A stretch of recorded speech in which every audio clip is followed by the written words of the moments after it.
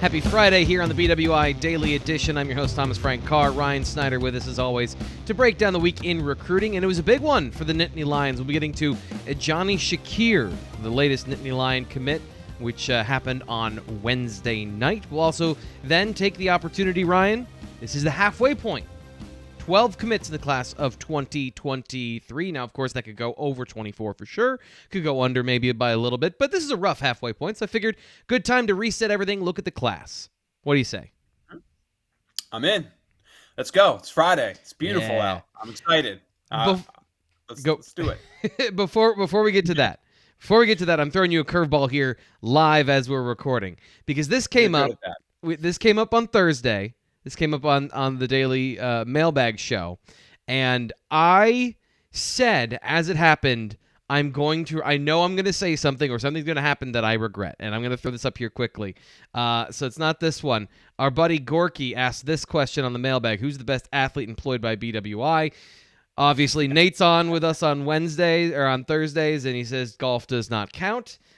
We had a conversation about this, and the throwaway from Nate was, well, it's not me and it's not Ryan, and I just wanted to give you the opportunity because in the moment, I was too busy trying to get to the thing I wanted to say, and I forgot to go, you know what? The only other guy that I hear is going to the gym all the time is Ryan. So I wanted to, because I know, and also I'm aware you were a pretty good soccer player in high school, right? I played soccer and football growing up, but right. Like once I got to high school, like all the cool kids played football, right? So I just focused on that. But yeah, we did like travel team soccer and stuff like that back in the day, going to all those different tournaments and stuff. It was fun. The only reason I was good at soccer though was because I was like always the aggressive kid, and everybody else wasn't aggressive if you played soccer in middle school, you know. So I just like bullied people. That's honest to God truth. I couldn't run that well, but I just knocked people over. But no, I mean, you're probably the best athlete because you're in better shape than me. Like, but we're the two gym guys. Although Greg's going to the gym now more too, so I'll give Greg credit for that one. But yeah, I'm definitely more athletic than Nate, but anyway. Now, so this is something I didn't say yesterday after giving my bona fides, and I'm gonna already cut the knees out of my argument. Is I imagine that you and Nate are better at sports than I am. Now, if you need someone to dig a ditch for you, I'm your guy. I will dig with a shovel all day. If you need me to carry logs, if you need me to throw things, if you need me to go to the weight room, but like he was bringing up some valid points of like, can you play tennis? I've tried to play tennis. I'm a dog crap at tennis. Like anything that actually involves a skill. ACL? Did they tell you he tore his ACL playing tennis? So, yeah. Well, I knew that. I don't know. I'll argue on the dig in the ditch. My dad owns a construction company. I've spent my whole life freaking digging ditches and swinging hammers. So I'm not that I want to be the best guy at digging ditches because, God, that is the worst thing in the world. That's why we're here. Yeah, exactly. But anyway, I like to think I'm somewhat athletic still, but my family and friends would probably tell you no. So that's why I'm a journalist and not an athlete. There we go. All right. I knew we had to get to that, or else if you saw that, if you listened to the show and you heard the slander, I knew we were going to start a beef. The beef was being made live, like ground beef in the processor. So I just wanted to make sure like we got everything out. Everyone feels good going into the weekend. And Penn State fans should feel good coming into the weekend because they finally got a receiver in the class of 2023 with Ejani Shakir. You were able to speak to him after his commitment, so give us the lowdown on what you guys talked about. I haven't spoken with Johnny much over the last year, man. He's a kind of cat that just isn't into it, which is okay. You know, there's nothing wrong with that. I tell guys all the time, I respect it. It's a stressful process as it is. So if you don't want to deal with people like me texting you every couple of weeks or, you know, and in more important times, maybe every couple of days, I totally get it. But Ejani was pretty open about the fact that, you know, well, first off, he was offered in April 2020. Okay, so it goes back a pretty long ways. But like everybody in this kind of class, you know, especially as underclassmen, the COVID pandemic just kind of destroyed the first half of that recruitment, and really kind of came down to him getting up here last year for the whiteout camp. Came up, I think it was June 6th or June 4th, I believe. Ran a 4.2 that day, shuttle, excuse me, not a 4.240. That'd be incredible. But, that's not what I saw. I mean, it's good, but that's not what I saw. Yeah. Yeah, not that fast. But no, 4.2 shuttle is great. He actually didn't run a Mhm. 40 that day, but he had like a 20, I believe a 29-foot triple jump, which is pretty solid for a wide receiver. And it's kind of like what you and I have said about him a lot. Like he has a lot of B+ qualities, right? Yep. Like there's a lot of things there that there's a lot to mold, a lot to like. There isn't like one area where it's, he looks like an absolute stupid superstar, but that's not a bad thing, with having a good base and a good spot to mold. And, that's always a good thing. But it comes up for that camp. He returns then 2 weeks later for an unofficial visit, kind of like a personal day with the staff. I believe that was around June 14th or so. So it was about like 10 days or so after that visit. And then he comes back for the whiteout game last September. And he told me, I believe it was late in the fall or early winter, about that whiteout experience and how much, kind of made a mark on him and how much he enjoyed that. And then really we haven't talked since. I mean, he's been just completely quiet up until this moment. But, Penn State was always kind of felt like the favorite. He admitted that West Virginia was also seriously in the mix. They were probably the Penn State's top competitor with Boston College. They were also there. He also visited Maryland and Temple, I believe. So, great get for Penn State. I think Penn State's happy with it. I mean, they've been on him for a while. I've had people tell me for 6+ months now that he should be considered one of their top 5 guys. And really, I mean, we just did our wide receiver hot boards the other week, and I had him and Rodney as kind of like those 2 guys they can't miss on. Then a handful of guys who are also important to them, but they're just going to be a little more difficult to get for one reason or another. So I think Penn State's really happy with this commitment. And Ejani, there's nothing about Ejani that makes me think he's going to go visit elsewhere or anything. He's happy to have it over with, and I think Penn State's happy to have him. Yeah, it seemed like from your reporting and everything that had been. The tea leaves had said this was a strong Penn State lean, and to have it happen, I know it seems to make sense from the outside looking in. Another part of the puzzle was where he's transferring. So give us the background on where he played last year and who he's playing for this upcoming fall. Yeah, so he was I should have probably led with that, right? I mean, the basics. I'll get better with that someday. Well, let's start with this. He's 6 foot 175, 2023, of course, as you guys know. South Jersey, so he's right outside of Philadelphia. He spent his first 3 years at Penn State, which is a quality program. It's like right over the river from Philadelphia. And he recently moved, I think, a couple months ago, to Winslow Township, which isn't far from Penn State. But of course, I've talked about this before.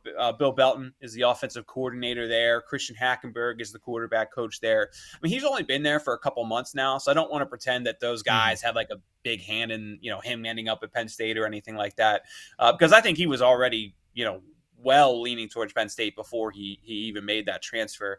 I believe his mother just moved into the neighborhood or into the the school district, so there's nothing, at least not that I'm aware of, any real reason for the move other than. So this isn't like moving to a powerhouse school sort of situation or like being recruited sort of thing, is it? Or is it more so like they decided to move? Yeah, Winslow's a good team, but I think Penn State's a good team too. I mean, it's not like he's going to play for Bergen Catholic in North Jersey or something like that. The St. Peter's Preps of the world. They're both public schools, so I mean, there's nothing there that makes me think anything like that. But either way, I mean, like he's Bill Belton's really happy to have him. I had a good talk with Bill. I didn't know one thing in New Jersey is like high school coaches aren't really allowed to work with their players in certain times of the years, which is interesting. I didn't know that. So Bill hasn't really been able to work with him too much yet, but of course he's watched him at Penn State a bunch of times, and we had a good talk. I had an interview up on Thursday morning. I'm sure fans have seen that by now. Just kind of Bill's thoughts and then Charles Power's thoughts, but I want to get your thoughts too, T. Frank. I know you're dying to kind of open up about the guy. Well, you stole my thunder of 6 foot 175. But everything. I was having a hard time watching his film because I'm like, what do I have to say about a guy who is positionally sound, who is a good athlete, and I think the 4.2 shuttle is a really good indication of his best trait, which is he's got great hips, he's got great agility, and great burst, so he gets up to full speed really quickly. So I think he can be a slot receiver, but at that size and with his physical abilities to break tackles, he's got some upside that is not indicated in his frame.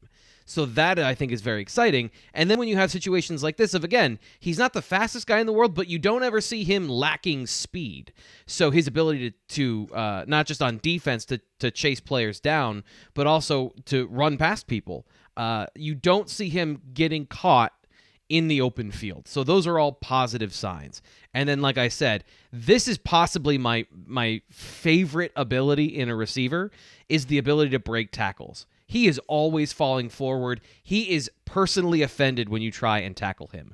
I love that. He breaks tackles. He gets yards after the catch because, Ryan, what's the easiest thing in the world for a quarterback to take credit for is a screen that goes 75 yards. That goes in the box score. Everyone feels good, but that's the receiver doing that. So those abilities, they've been lacking in the Penn State offense, and having that sort of demeanor, that nastiness, I think that's a huge get for Penn State from an intangible and from a tangible level of he's going to break tackles, he's going to get first downs, he's going to get extra yards. It's both breaking arm tackles and running through guys. Like, he's got all of those things. And then, as you know, I said this in the film evaluation at BlueWhiteIllustrated.com, the closer he can get to 190, 200 without becoming a possession receiver, the more those skills are going to accentuate, and he can outplay what his ranking is right now, which is not bad. Like, he's a 4-star receiver.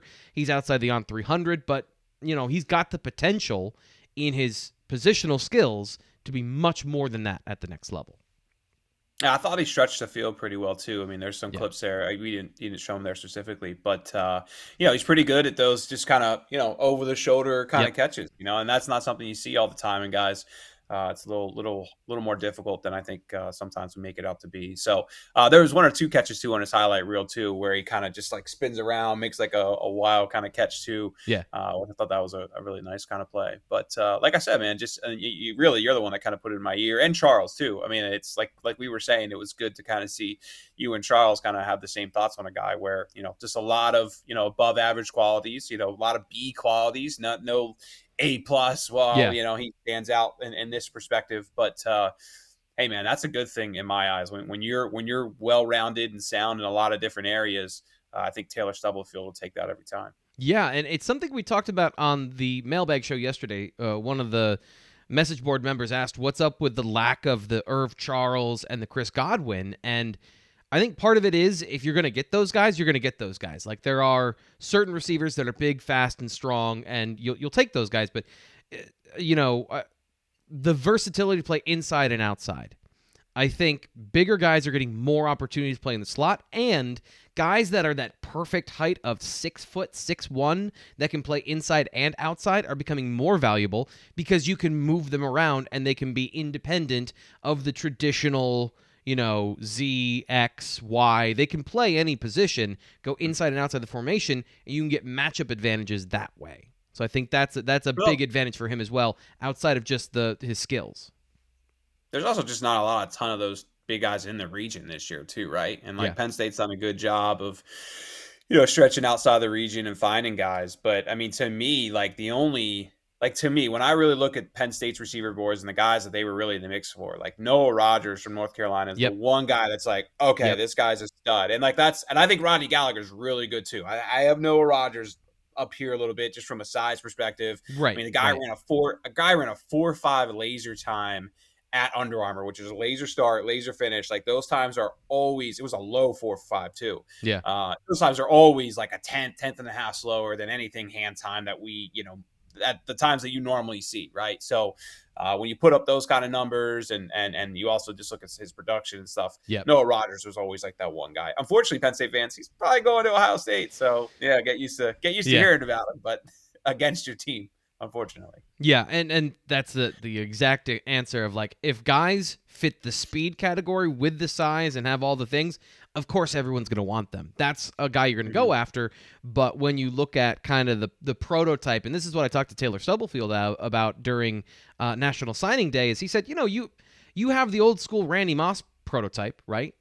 But if you look at the guys in the NFL that are the most successful right now, in the modern NFL, and I think in modern college football, where you emphasize getting speed into space so they can make people miss and they can get big plays, those guys are all 6 feet tall.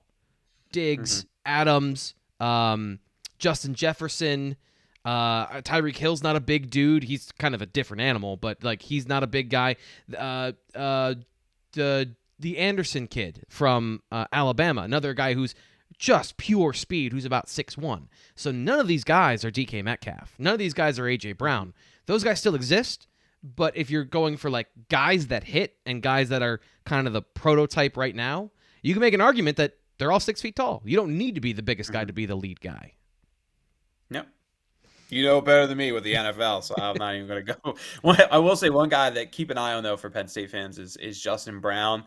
He visited earlier this year. He's from Blackman High School down in Murfreesboro, Tennessee. He's a legit 6'2", pushing 190. Like there is some size with him, and I think there is a lot of interest in Penn State. But we'll see. I still think probably 3 wide receivers is the max. And with Noah Rodgers kind of going elsewhere, obviously a lot of focus turns to Rodney Gallagher now. But keep an eye on Justin Brown. I think there is real interest on both sides there, and somebody that I could see getting back on campus down the road.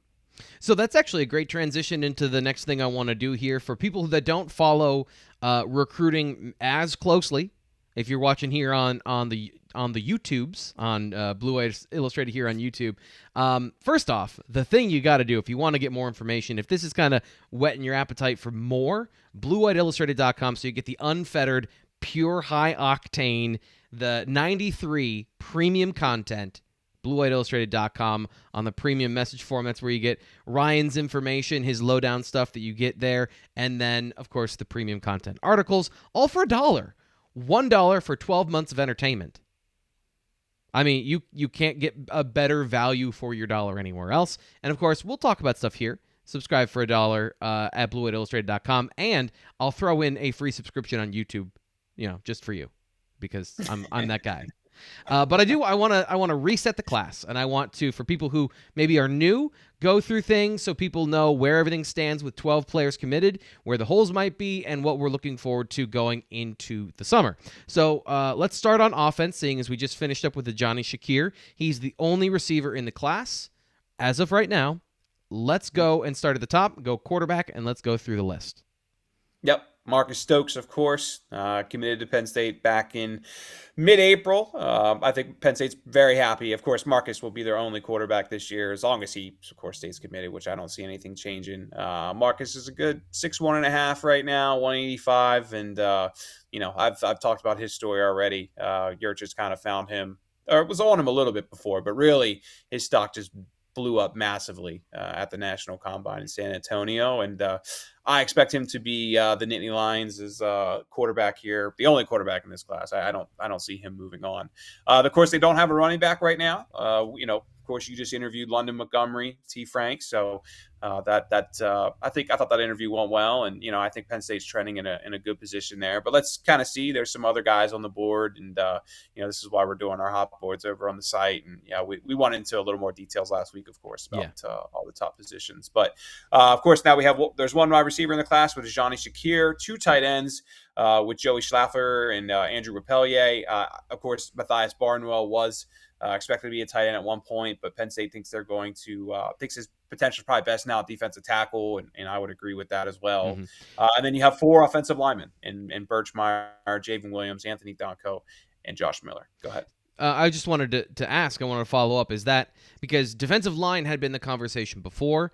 He plays defensive tackle in high school, and he's very good at it. So is he settled on defensive tackle? Because I know there was some talk about being a power end or a 5 technique or something like that. Is that confirmed his position going forward, or is it still kind of open-ended? He's 6'6", 260. I mean, I know that. I know that. Yeah. I don't think. I mean, obviously, Matthias would have to really change some things about his diet, really, if that's not where he wants to end up. So, look. I mean, with Jameel Lyons already committed, and all the other athletes out there at defensive end, I mean, I think it's inevitable that he ends up being a 3 technique. But no, I wouldn't say it's 100% confirmed, but that's fully what I expect to happen. Okay, so let's jump back to the offense, and let's get into the offensive line, because that's the strength of the class with 4 committed players, and 2 of them are 5-star prospects. So take us through the guys and where you think they'll play on the offensive line for Penn State, or where Penn State has them earmarked at the moment. So I just noticed last night when Ejani committed that Birchmeier beat the consensus rankings got shuffled a little bit, and that the consensus rankings are always going to shuffle, right? It depends on what Rivals does, depends on what ESPN does, depends on what 24/7 does. Birchmeier is a tick below 5-star now at number 27. So Birchmeier is actually back to a 4-star. Look, he's going to be a 5-star when it's all said and done because as we go through the process, we add a few more 5-stars. It ends up being 32 5-star players. He's at 27 right now. I don't see any world where, he doesn't end up in the top 32. But technically, Alex Birchmeier is no longer a 5-star for, probably a couple weeks until, somebody moves him back up again. But, of course, Jaden Williams is a 5-star with on 3 in our rankings. On 3 has him right now at, let me see, I'm trying to pull it up. Of course, my computer slowing down on me right now, and I can't load it up. Number 11, in the nation right now. Number 1 in PA. And look, I think that's a heck of a combination to build off of. You wrote in your superlatives this week about Josh Miller, and he's probably one of the most underrated guys right now. And then Anthony Donko, man, there's a lot to like there. You got to see him close in Under Armour, and I think he has pretty good feet for a guy his size, and really his base is excellent. He just has to kind of probably work on some fundamentals and stuff. But the more we learn about Donko, the more I talk to people about Donko, it makes complete sense on why Penn State was a bit more aggressive than some other schools and went all in with him before, everybody else kind of caught on the boat. I knew Notre Dame and a few others were showing interest, but Penn State pushed his chips in there, and looks like they probably made a pretty good decision. Yeah. And the reason he didn't, the reason he was not a part of the, can change the class or most underrated or any of those things in my superlatives was there were guys that were just that much better than him in all those categories, where Matthias Barnwell, and we'll get to him in a minute, can change a lot of things for Penn State. And, I just think Josh Miller, talking to him, looking in his eyes, and I know that's such a cliche thing, but seeing the intensity and the skill he already has, that his size and all of those things, he's so underrated right now. And one of the things that I came away from, and I asked him, are you a interior player going forward, or are you, that's what we had been told? And he's like, listen, I'm going to play where they tell me to, but I think of myself as a tackle, essentially is what he said, because that's where he plays in high school. And then he goes out and he wins a co-MVP of a camp a couple weeks ago. So, we'll see where it all ends up, but I think they've got a lot of guys with position flexibility. Jaden Williams can play tackle. I think, even if they add one of these guys that are very highly rated, unless they were to get maybe like Samson Okunlola or Caden Proctor, he might be the best left tackle prospect in the class, regardless of who signs on. And then you've got the guys on the interior with the versatility, the size, and the upside. So it is a very strong unit of 4 already. Also, one other thing that stands out to me, Donko 6'5", Josh Miller 6'4". Yep. Let me see. Jaden Williams 6'4", and Birchmeier 6'5.5". That's all NFL length, NFL size. We're not talking about 6'2" guys that are true interior guys, true centers. There's a lot of length to like there. A lot of room to work and fill out there. So I think Phil Trautwein's done an excellent job, and he's in a good position with a handful of guys, like we said, Samson Okunlola, Evan Link, Zach Owens. We've talked about nonstop here for the last couple of weeks. Of course, I have a pick in for him to end up at Penn State. So, Phil Trautwein's putting together one heck of a class right now, and I think when it's all said and done, he should be recognized by whether it's on 3 or 24/7 or Rivals, whatever. But I think people should recognize him as having one of the best classes or the best groups put together this year. Yeah, and for Penn State fans that are have been disgruntled over the last couple of years with the offensive line, this is the most athleticism I've seen in a group of players. If you include last year as well, if you include the last 2 cycles, this is the most depth and talent-rich class that I've evaluated. And that's not forever long, but that's changing the narrative about what you're working with up front, which is what Penn State fans have wanted for years. So keeping everything together, we've talked about this. It's the Wild West right now. Anything can happen. You're not predicting anything bad to happen, but anything can happen. But this would be a huge win for Penn State football. And getting them all to produce at that level is another thing as well. So it's just a lot of promise right now. I think things are definitely, like you said, going in the right direction of Phil Troutwine should get some recognition for that. Let's circle back to the tight ends quickly, because that group is very interesting with Andrew Rappleyea and with Joey Schlaffer, where they have a guy that has a lot of upside in Schlaffer, who's a very good receiver, and Rappleyea, who's a very good receiver, very good overall player that has some time to develop. That particular group and what Ty Howell has done this season so far with 4 guys committing during the cycle, what are your thoughts on that position group heading into the summer? Great. I mean, Rappleyea was massive. I mean, Rappleyea was slowly ticking up as their top tight end. I mean, Neo Avery at one point was the guy I considered their top tight end. Schlaffer was always, once Penn State fully evaluated him and had him, got him an offer, and of course with his family ties and whatnot. I mean, that was always going to happen. I always thought like probably a top 3, top 4 tight end. And then, really at Rappleyea and Neo Avery were the guys that were kind of like the ones they were really pushing hard to add with him. So I think Penn State's really happy there. Of course, they lost Neo Avery. Neo was probably going to end up playing defensive end. And we've talked about that a lot, about how he broke his wrist and then he started playing D end, and, Penn State saw his potential there. But like Penn State always gets good tight ends, right? It's just kind of how they develop is kind of the question. So Ty Howell's always been a good recruiter too. I mean, there's no question about Ty and how he connects with people.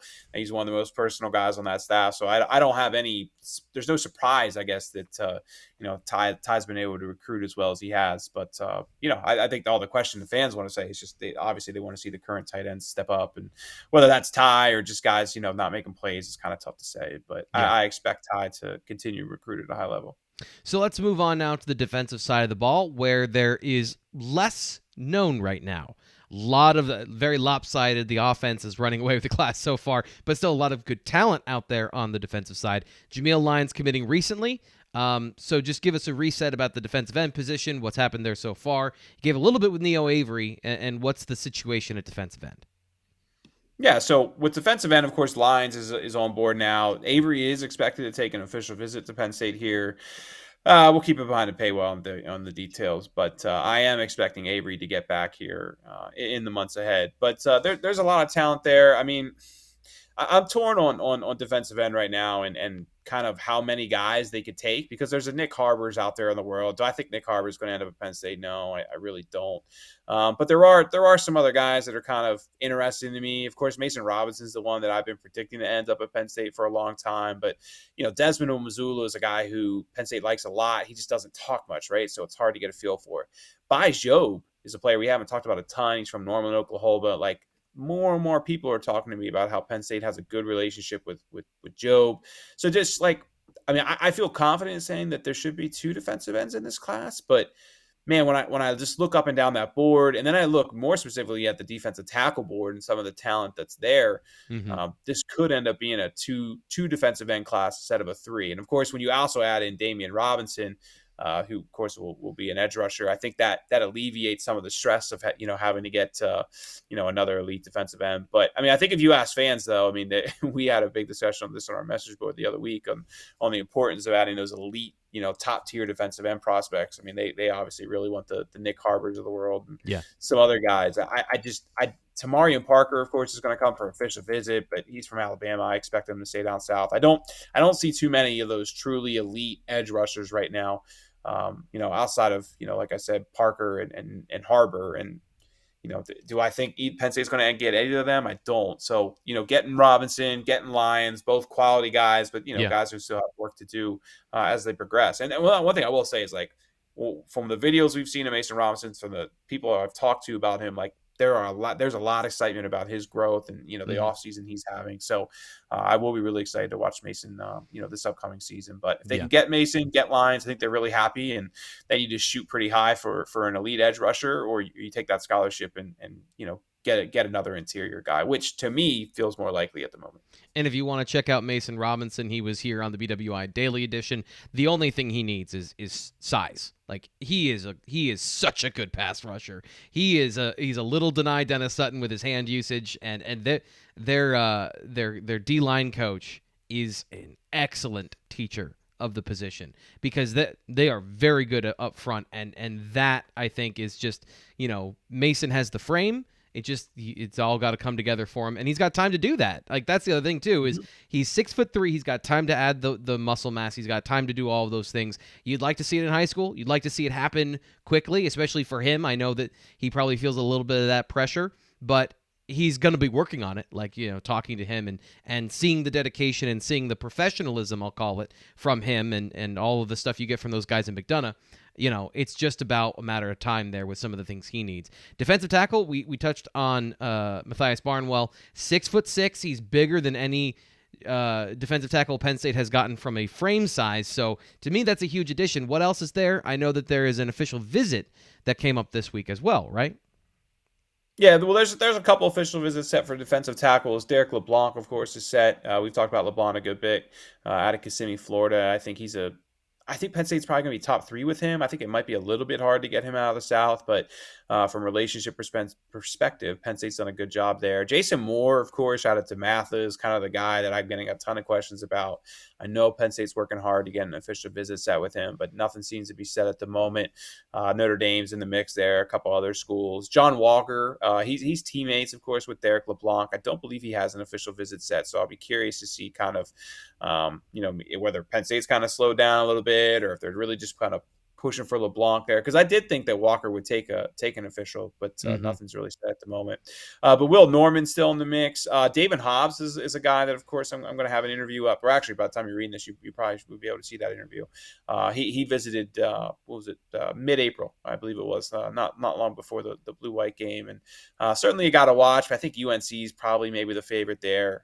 He's from Concord, North Carolina. So he's been to UNC, I don't know, 3 or 4 times now. So I get the vibe that the Tar Heels are the favorite, but he's certainly in the mix. And then Justin Benton too. That's of course the guy you were just referring to. He tweeted out yesterday that he has an official visit set for the whiteout game, which hasn't been announced yet, by the way. Which of course will be we expect to be the Ohio State game, which is I believe it's end of October. What is it? October 28th, I want to say. So of course that's so far down the road. Like I'm hesitant on even like marking it on his profile because they could get 3 defensive tackles in the next couple months, and that'll shift things quick. But one thing I will say about Benton, man, is like he's only 6 foot 270, but like strong as an ox. Like everybody just raves about the way he's able to use leverage and move guys around. So I do believe Benton's not like as highly ranked as Jason Moore and some of those other guys, but he feels like one of those top prospects for Penn State, and they seem to have done a really good job with his recruitment. I think Penn State could be the favorite right now with him. And it would make sense from his perspective if you're going to be an undersized, and I use that word lightly when he's 270, an undersized defensive tackle. Penn State's had a good reputation of not only finding those guys, but developing them and using them. You can be 270 and you can come in and then maybe you don't ever get playing time, but Penn State is not afraid to put those guys on the football field and to give them the opportunity to do whatever they do. Linebacker. Now, I know that this is another one. Timelines here. We're recording a little bit before this, but Phil Picciotti is putting out a top list of schools here on Friday. That's a big part, I think, of the linebacker class, but there's also some big names in this group as well. What's your a brief read on this situation with the linebacker group? Yeah, I have Picciotti like number 2 right now because I have 2 other guys as 1A and 1B, and of course that's Tamir Robinson and Tony Rojas. I mean, getting an athletic outside linebacker and getting 2 really is the main priority right now. I think if they could get Robinson and Rojas, they would feel very good about the class. And they like Picciotti as well. He's more of a middle linebacker though, and just I don't get the sense that that's as big of a priority under Manny Diaz as I thought maybe under Brent Pry. But if Picciotti was serious about coming here, I don't see how Penn State wouldn't take him. I will also add though that I kind of think Oklahoma is emerging as the favorite with Picciotti. He's been down there twice now, had a strong visit in April with the new staff down there, and so we'll see. But there's a lot of talk that Oklahoma is becoming his team to beat. So quick recap, 1 defensive end in the class so far, 1 athlete that we're kind of penciling in a defensive tackle with Matthias Barnwell, no linebacker so far, which brings us to the secondary. And at this point with Manny Diaz's defense, I'm just calling them all defensive backs. They all do the same thing. You got boundary corners and everybody else. So 1 at each position right now. So just recap who is in for the Nittany Lions in the secondary. Yeah, of course, Conrad Hussey, who just committed recently out of St. Thomas Aquinas, will be a safety prospect. And then Lamont Payne, who's been committed. Was Lamont the first commit in this class? I think he may have been. Alex He's Birchmeyer was by a little bit. Oh, Birchmeyer. That's right. Yeah, you're right. Yeah, Birchmeyer was July, and Lamont was the season. I think he was like September. Yeah, third week of September. I want to say something like that. So, yeah. yeah, I mean, I think well, first off, Penn State's very happy that they got Lamont Payne because the rest of the cornerback board is very national, right? I mean, there's not too many other true corners in the region right now, so that's massive. They got to keep him on board, and so he's been recruiting really hard for Penn State. So I don't see that being an issue. But the rest of the cornerback board is like hard for me to read. I've been struggling to kind of get a read on it. There's a reason I haven't done a cornerback hot board yet. Same with defensive tackle too. I have a better read for who the top guys are at defensive tackle. I'm just trying to figure out like details so I can provide as far as official visits and other things. But the cornerback board is certainly a hard one to read. One guy who did emerge just this past week is Dalen Austin. He's talking about taking an official visit for the Ohio State game, just like Justin Benton said. He's elite prospect. USC is probably going to get him. He's from California. We'll see. That's so far away that I don't want to overthink it. But it is notable that that's actually the second time too that he's told reporters from On3 that like he's firmly planning to take an official visit to Penn State for that Ohio State game. But man, Micah Tease is a guy from Oklahoma. There's some talk about Damari Brown's been up here. Damon Fagan from American Heritage. Those guys are in the mix. Jalen Braxton, of course, he actually does have an official visit set for June. But like all of these guys are guys who haven't been here before. They're from Texas. They're from Florida. They're from all over the place. So they're just very difficult to get a read for that board. I do think Luke Evans, another Florida guy, is maybe a guy to keep an eye on. He just, I've had one interview with him. He seems like he would be a good fit here from a personality perspective, and just from talking to people, I think Penn State's pretty high on him. But that cornerback board, man, I'm scared to make any predictions there because I feel like every time I feel like I have it figured out, then there's like three new kids who just pop up, and I feel like I'm clueless. How you feel about that is how I feel about doing anything about Manny Diaz's coverage schemes from the blue-white game. It's just like, give me a minute. I gotta work through some stuff. Actually, one of the things I'm doing this offseason for continuing education is like looking into more complex coverages and diving a little bit deeper, because coverage is one of the hardest things in football. And he does not make it easy. So these corners coming in, like they're going to be in a quasi NFL system. So if that's something they're interested in, I think that'd be a good fit, because there's a lot there. Did we get to safeties? Did we get to interior defensive backs? I'm going to call them now. Yeah, no, I mean, the safety board is a little bit easier to read with, of course, Hussey's already committed. We've talked a lot about King Mack, his teammate, potentially here committing in the weeks, months ahead. King has an official visit set for the third week in June. So the further we get away from Hussey's commitment, the more I think that he might wait to take that official visit. But everybody in Lash, that I've spoken with, at least, they seem to feel pretty good about him joining this class at some point. And of course, that would be two safeties, right? Yep. And I don't see them taking too many much. I mean, I could see them taking three, but then it depends on just all these other positions, and it's hard to say. But you have Cam Seldon out there very much, who's an important prospect for Penn State, and Dakari Nelson as well, who has another. I mean, both those guys have official visits set for June.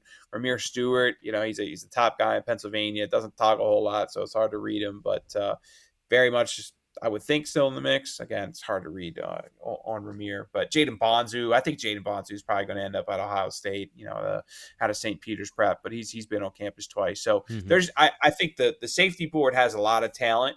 Yeah. I would think that Cam Seldon is kind of like the guy at the top that you take no matter what.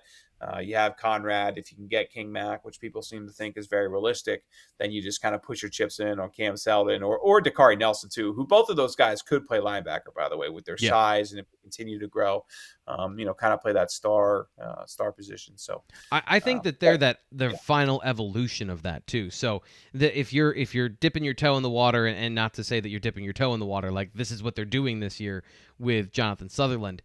What teams across the nation are doing, and teams in the NFL are doing, is finding the Cam Seldon. That's the body type. That's the player. That's the situation to put him in. Is that underneath that striker position? That guy can do great things there, and I think that would be the perfect fit for Penn State in this class. He might even be a will. Like, he might just be 235 by the end. Yeah, he's 6'2", 210 right now. So I mean, when you look at that size, you got to think, okay, yeah, there's a real chance he could grow into a linebacker. And then Dakari Nelson's 6'3", 194, so a little bit skinnier, but has a little more length. Yeah.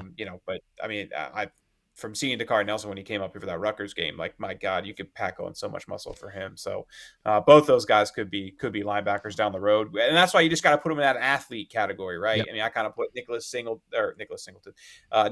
Harbor in that category, a few others where it's just like, we know you're an elite athlete. We may be kind of full at your position, but we got to take you. Yeah. Any last thoughts? That does it for our recap of the class of 2023 so far. Anything else before we get out? Yeah, I would say like so right now I have about 36 guys confirmed for June official visits, and just from talking to people, I don't think they're gonna have to keep piling on. So schools are only allowed to have 56 official visits a year, and if you use less than 50, you can roll 6 over. So Penn State can use 62 this year, right? Mm-hmm. But if they get up to like that 40 number, you're talking about 22 official visits left for 7+ months, right? And we know guys want to come for that Ohio State game. You got to bank some in case late in your class, you got to get guys up here. So, with 36 guys confirmed at the moment, it's hard for me to see it, going substantially over 40, maybe 41, 42. But I guess where I'm getting at here is like that official visit list for June feels like it's probably 80-90% complete. And, maybe a few guys like a Jason Moore, I know they're working on, a couple others could emerge. But I think we have a pretty good feel now for who's going to be here in June taking official visits. BlueWhiteIllustrated.com to get all the information over the next couple of months. And I don't know that he sleeps, but he does keep up to date with all this stuff. That's Ryan Snyder, our recruiting insider. Ryan, thanks, man. Yep. Have a good weekend, everybody. Enjoy that. We'll be back on Monday with more. Make sure you subscribe to Blue White Illustrated here on YouTube. And if you're listening to me talk through the outro music, just hit the like button. You know you want to.